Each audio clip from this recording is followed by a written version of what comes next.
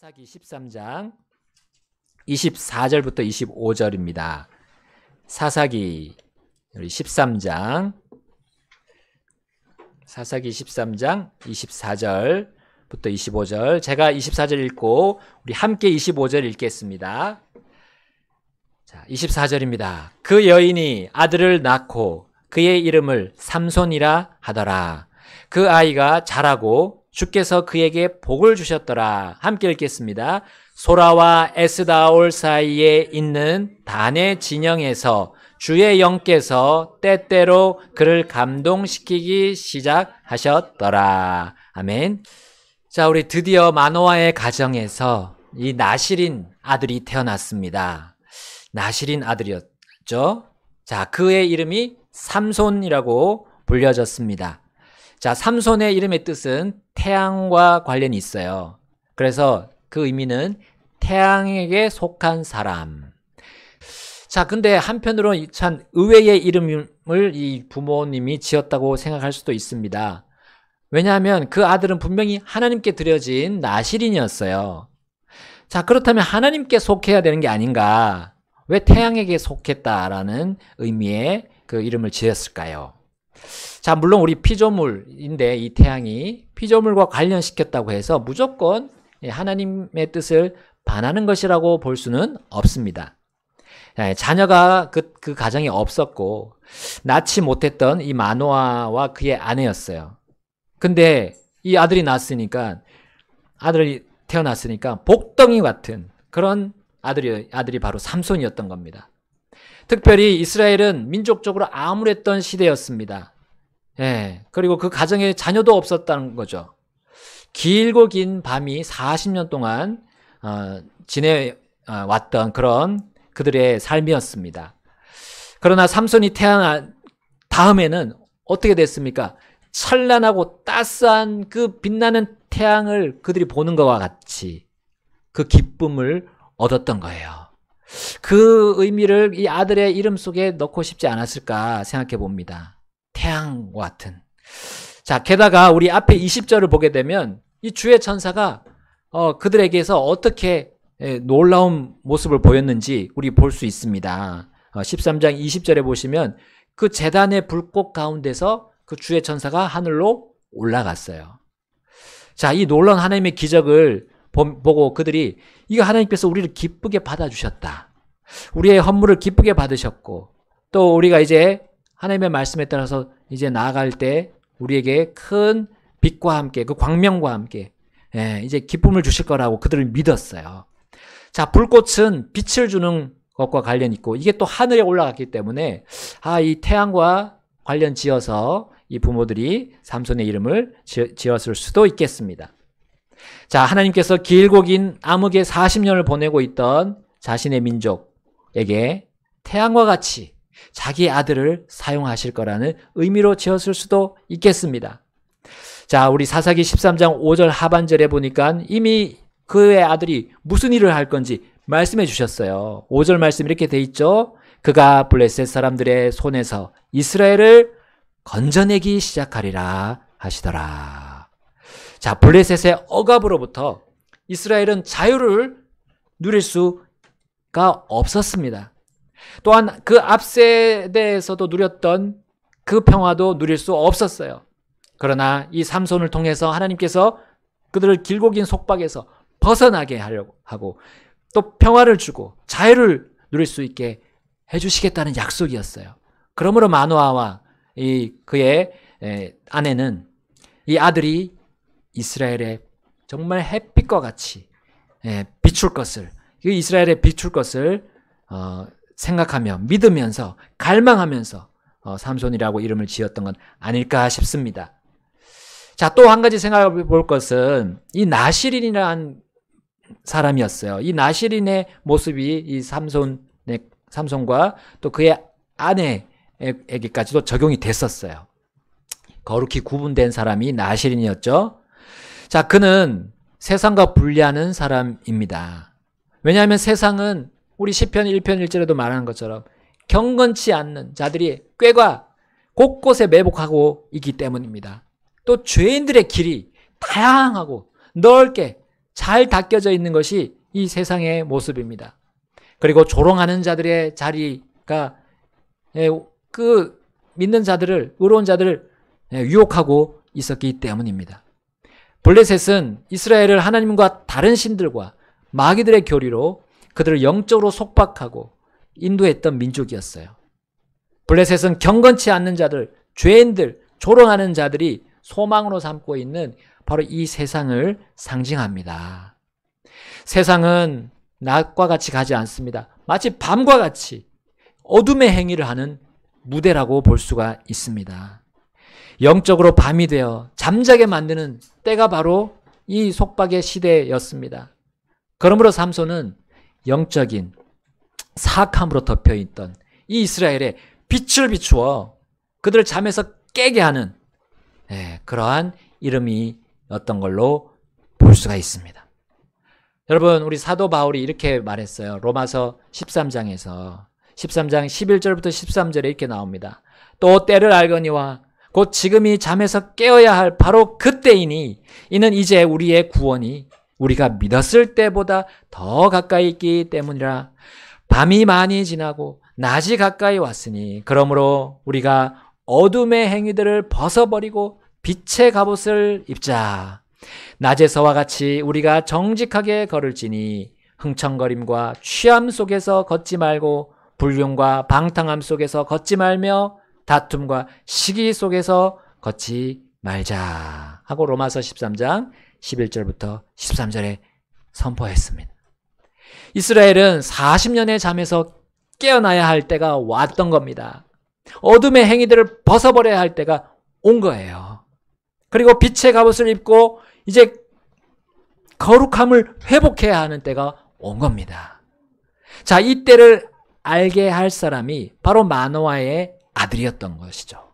그리고 그들은 그의 이름을 삼손이라고 지었던 겁니다. 주 하나님만을 섬기던 그 여호수아의 시대로 다시 회복해야 할 때가 다시 온 겁니다. 자, 우리나라의 현 주소는 어떻습니까? 이스라엘의 암흑시대라고 할 수 있는 이 사사시대로 우리나라도 들어갈 수 있는 지금 위험한 때가 아닙니까? 그동안 우리는 낮의 자유로움, 낮의 평화로움, 낮의 그런 밝은 시대를 어떻게 보면 살아왔습니다.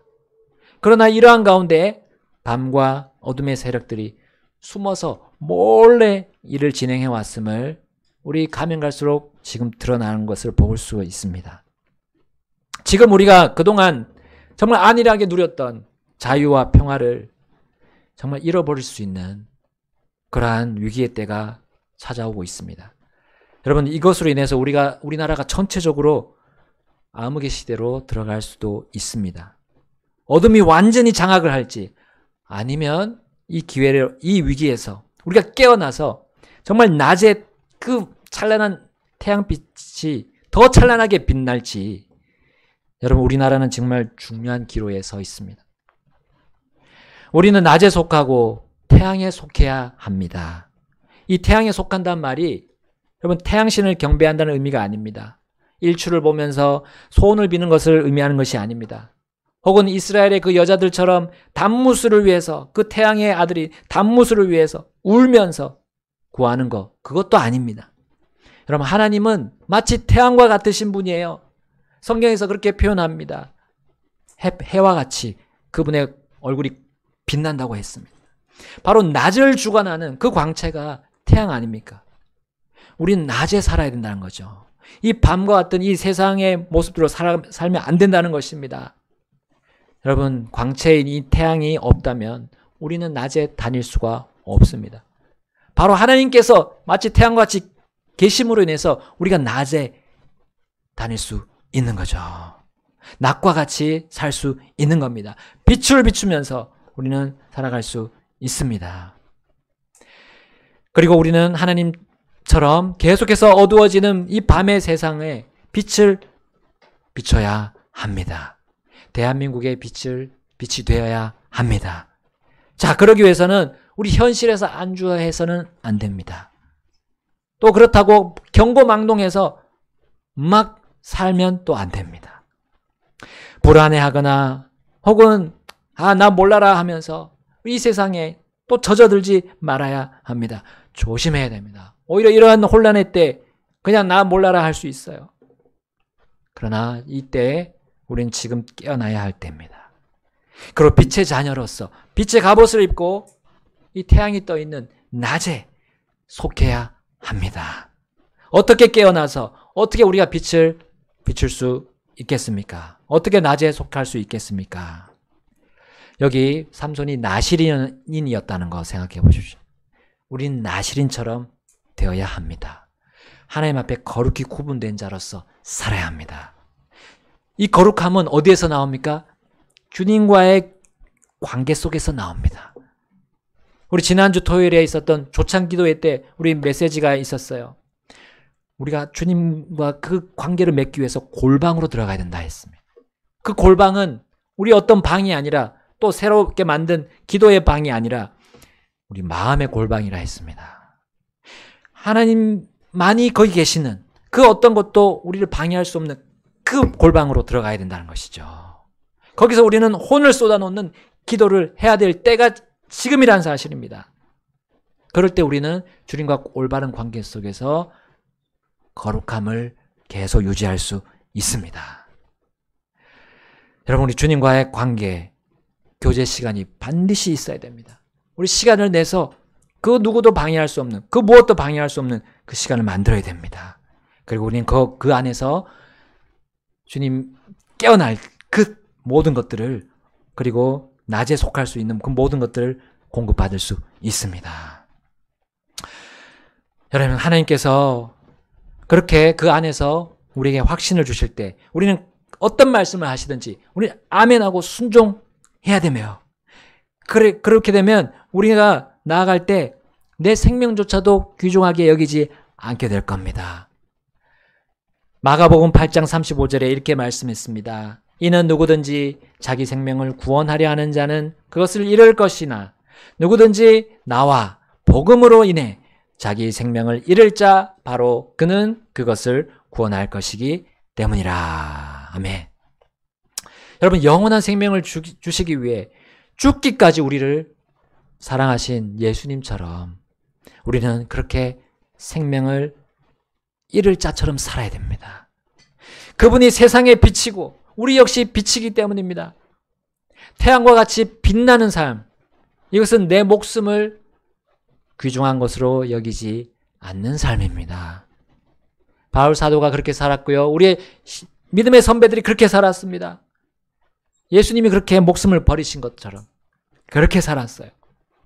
사람들이 영원한 생명과 정말 참된 자유를 얻도록 우리는 내 생명조차도 내려놓아야 합니다. 그러면 주님께서 그 내려놓은 생명을 구원해 주시게 될 것입니다. 여러분, 이 복음이 필요한 자들에게 우리가 나아가도록 하나님께서 이 대한민국의 어려운 시기를 허락하셨다고 저는 믿습니다. 우리나라에 그동안 베푸신 자유와 평화와 평등을 깨닫도록 이러한 때를 주셨다고 저는 믿습니다. 완전하지 않지만 우린 지금까지 그걸 다 누려왔습니다. 자유와 공평과 평화, 완전하지 않지만 이렇게 우리가 살 수 있는 그런 생활은 공짜가 아니었습니다. 예수님께서 우리를 구원하시기 위해 생명을 내어주신 것처럼 반드시 생명의 대가가 있었던 거예요. 지불됐던 겁니다. 목숨을 걸고 이 나라를 위해서 싸운 사람들이 있었습니다. 6.25 전쟁에서 정말 공산주의자들과 싸워서 목숨을 내어준 수많은 사람들이 있었습니다.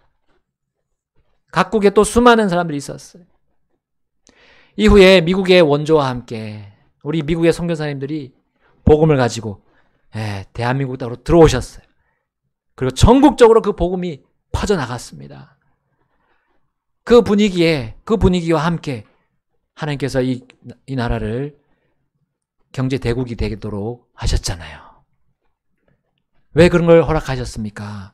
바로 이 복음을, 이 자유의 복음을, 또 평등의 복음을 전하도록 하신 거 아닙니까? 이 복음의 원리를 법과 원칙으로 이 우리나라의 기틀로 세우셨어요. 자, 그러나 우리가 이 자유와 평화로운 이 축복을 무시할 때 어떻게 됩니까? 이것을 잃어버리게 될 겁니다. 여러분, 우리 실제 삶에서 하나님께서 실제로 역사하심을 우리 믿는 자들이라면 바로 우리, 복음을 믿은 우리들 아닙니까? 사람의 불완전하고 그 이권들이 개입된 그런 관점으로 이 세상을 봐서는 안 되는 사람들이 우리 크리스찬들 아닙니까? 성도들이 아닙니까? 바로 우리는 전혀 이해관계가 없는 하나님의 완전한 관점으로 우리 이 세상을 통찰할 수 있는 사람들이 바로 우리 복음을 믿은 우리들 아닙니까? 그러면 우리는 이 세상에서 먹든지 마시든지 무엇을 하든지 다 하나님의 영광을 위해서 할 수 있는 자격이 있습니다. 그리고 권능이 있습니다. 우리는 그러한 놀라운 특권을 가진 주님의 자녀들입니다. 하나님께서는 자신의 영광의 빛을 비추시려고, 그 복음의 빛을 비추시려고 이제 우리에게 하나의 존재를 주셨어요. 바로 주의 영입니다. 주의 영. 여러분, 삼손 앞에 이 사사들에게도 그렇게 주의 영으로 역사하셨어요.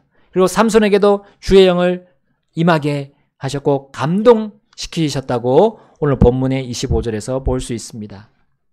특별히 그 부분이 사사기 3장 10절에 나옵니다. 바로 그 온니엘, 사사 온니엘에게 주의 영이 임하셨다라고 3장 10절에서 볼 수 있습니다. 자, 그래서 그가 메소포타미아 왕 구산 리사다임을 이기고 이스라엘에게 자유를 되찾게 했습니다. 또 우리 사사기 6장 34절에 보시면 거기에도 주의 영께서 기드온에게 임하셨어요.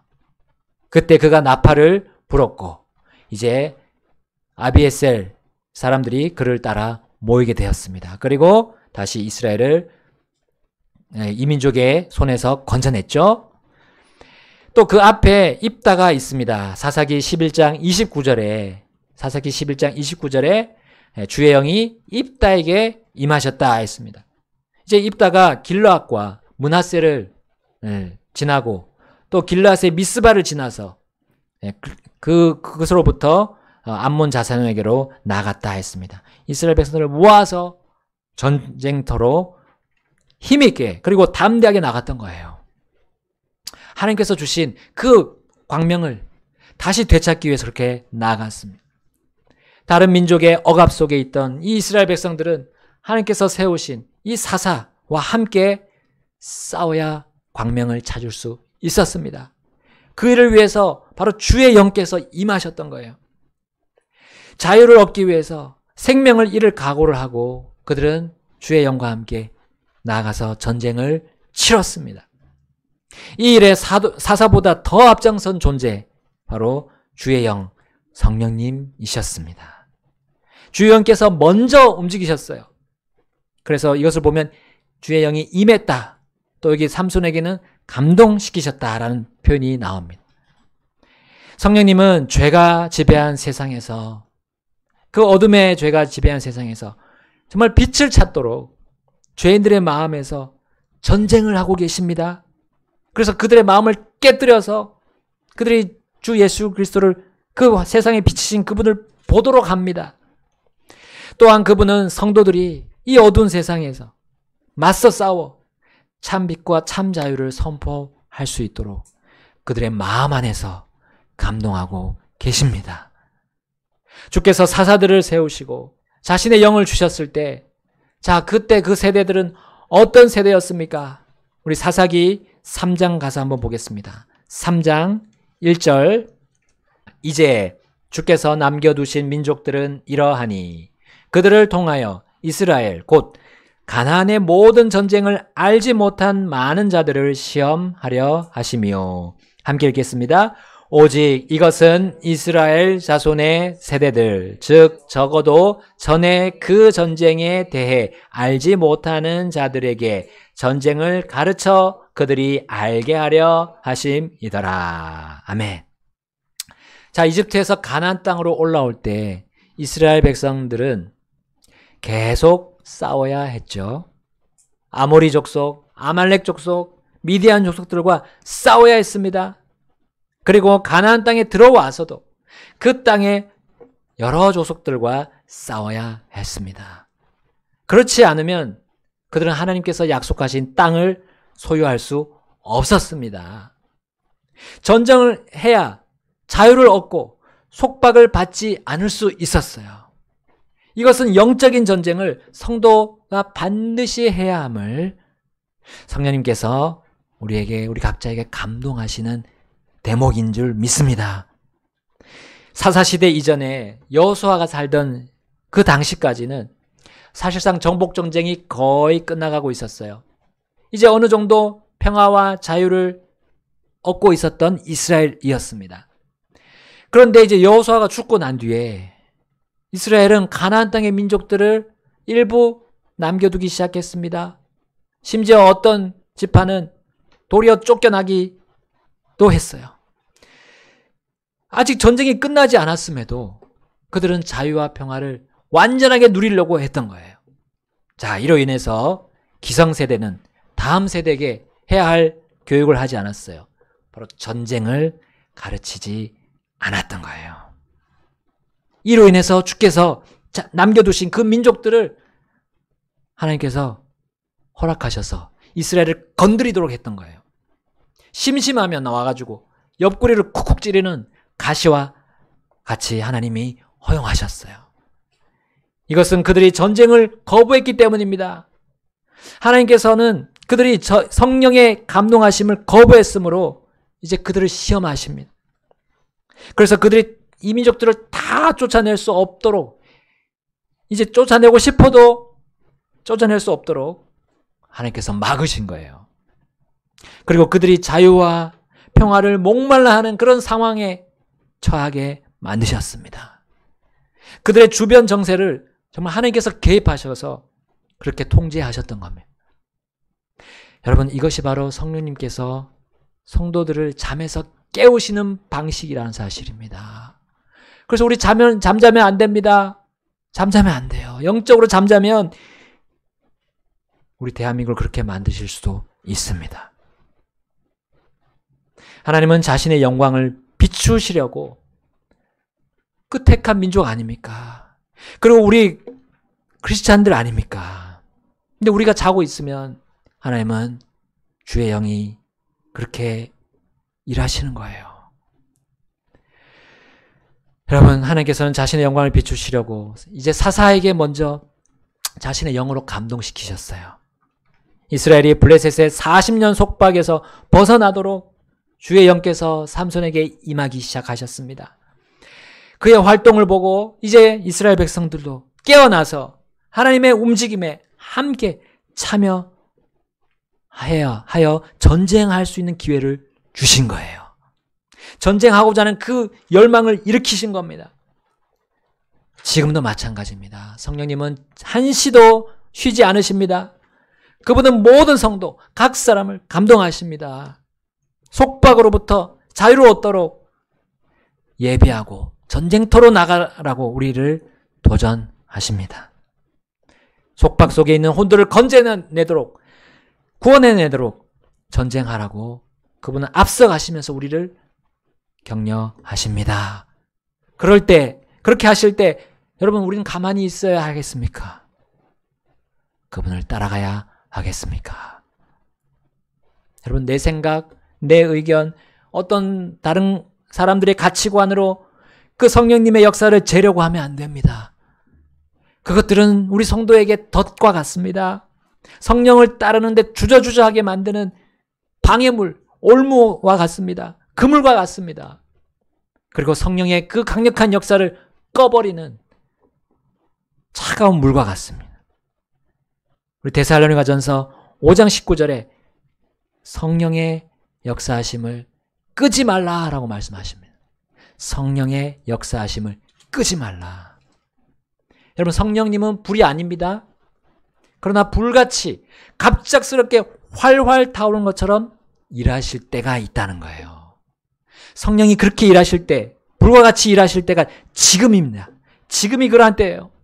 우리의 가정, 학교, 직장, 국가 다 보십시오. 똑같은 동일한 위기가 찾아오고 있지 않습니까? 그때가 바로 성령님께서 우리 각자에게 감동하시는 때입니다. 이러한 때 우리는 전쟁을 가르치고 전쟁을 배우고 전장으로 나가야 합니다. 영적인 전쟁이에요.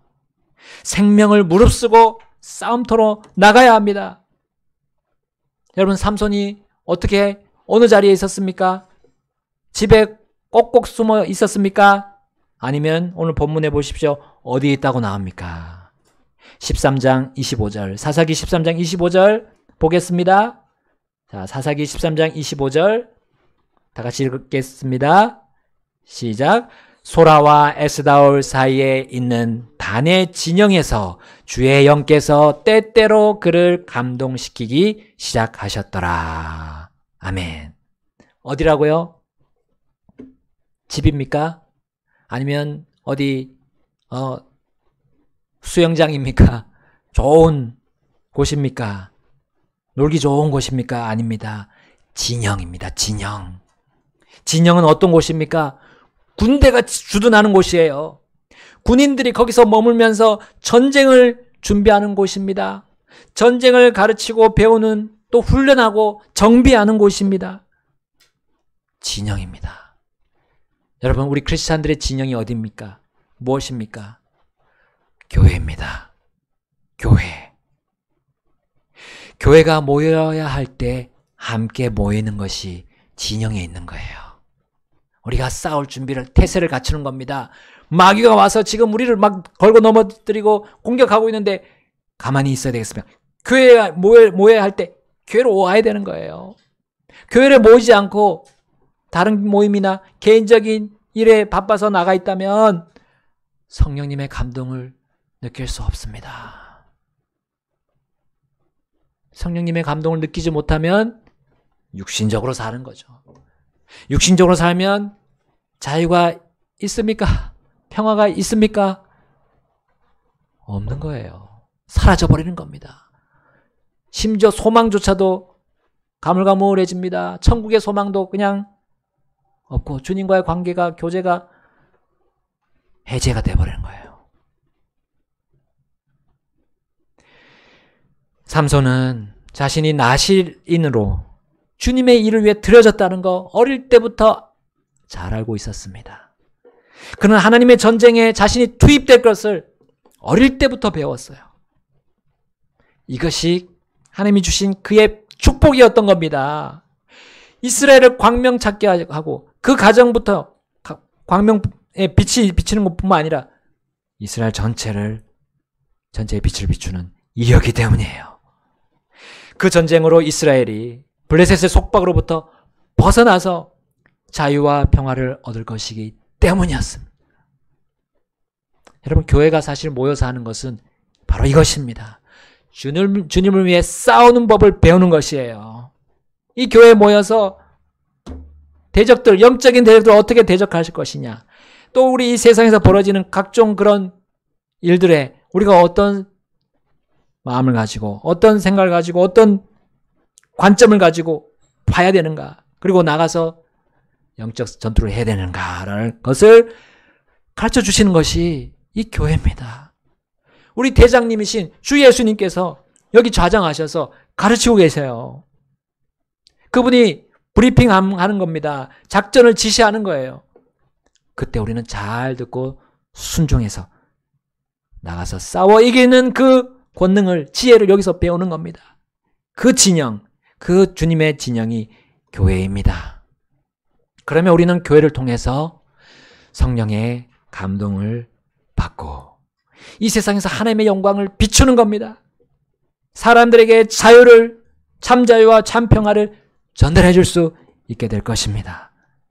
이 대한민국이 또 얼마나 복받은 나라인지를 우리는 그들에게 온유함 가운데 알려줄 수 있을 것입니다. 내 안에 우리 주님의 영이 계십니까? 그러면 우리는 자유를 선포하게 될 겁니다. 그리고 자유를 누리게 될 것입니다. 누가복음 4장 18절에 이렇게 말씀합니다. 우리 보시고 정리하겠습니다. 누가복음 4장 18절입니다. 누가복음 4장 18절. 우리 주 예수님께서에게 주신 그 구약의 말씀인데 이것이 우리에게도 여전히 적용됩니다. 누가복음 4장 18절 함께 읽겠습니다. 주의 영께서 내 위에 임하셨으니 이는 그분께서 내게 기름을 부으사 가난한 자들에게 복음을 선포하게 하셨기 때문이라. 그분께서 나를 보내신 것은 마음이 상한 자들을 고치고 포로된 자들에게 구출을, 눈먼 자들에게 다시 보게 함을 선포하고 상처 입은 자들을 자유롭게 하며. 아멘. 그리고 고린도후서 3장 17절에 이렇게 말씀합니다. 고린도후서 3장 17절입니다. 이 세상에 어둠의 철학에 빠져있던 이 고린도 교회였어요. 그것으로 인해서 분열이 생기고 서로가 서로를 주장했습니다. 그 고린도 교회에게 이렇게 바울이 말합니다. 3장 17절 함께 읽겠습니다. 시작. 이제 주께서는 그 영이시니 주의 영이 계시는 곳 거기에는 자유함이 있느니라. 아멘. 여러분, 우리 주의 영이 우리 안에서 역사하실 때 우리는 속박당하지 않습니다. 결코 그 속박에 따라서 내가 할 일을 못하지 않습니다. 우리는 주님이 하시는 일이 무엇인지 알게 되고 왜 세상이 이러한 가운데 있는지 우리는 통찰하게 되고 거기 안에서 우리는 자유를 누릴 수 있게 됩니다. 아무리 내 주위에서 나를 결박하려고 실제 또 나를 결박해서 감옥에 데려간다 하더라도 자유를 누릴 수 있습니다. 바울처럼요. 우리가 주의 영 안에서 살아가고 있는지 이 시간 한번 살펴봅시다. 삼손과 같이 또 그 사사들과 같이 하나님께서 우리를 각자를 들어 사용하셔서 이 대한민국의 빛을 비추실 때, 하실 때 우리가 나아갈 준비가 되어 있습니까? 아니면 육신의 소욕에 또 붙잡혀서 거기서 또 속박 속에서 살아갈 것입니다. 여러분, 우리는 자유롭게 됐습니다. 예수님께서 우리에게 자유를 허락해 주셨어요. 그리고 대한민국에도 자유의 나라가 될 수 있도록 역사하셨고 도와주셨습니다. 이제 어떻게 하실 겁니까? 이제는 주님의 뜻 가운데서 그 어떤 고정관념 다 버리고 주님이 열어주시는 우리 주의 영이 계시는 그 자유로운 길로 우리가 나아가면 되겠습니다. 그것이 우리 매일매일의 삶에서 있어야 하겠습니다. 주님과의 교제 시간, 주님께 기도드리고 골방 들어가서 기도드리고 말씀 듣는 시간이 반드시 있기를 주님이 원하십니다. 나와 함께 교제하자고 주님이 계속 초청하십니다. 우리 거부하면 안 됩니다. 이 시간 우리 주님 앞으로 나가셔서 함께 결단하지 않으시겠습니까? 기도하시겠습니다.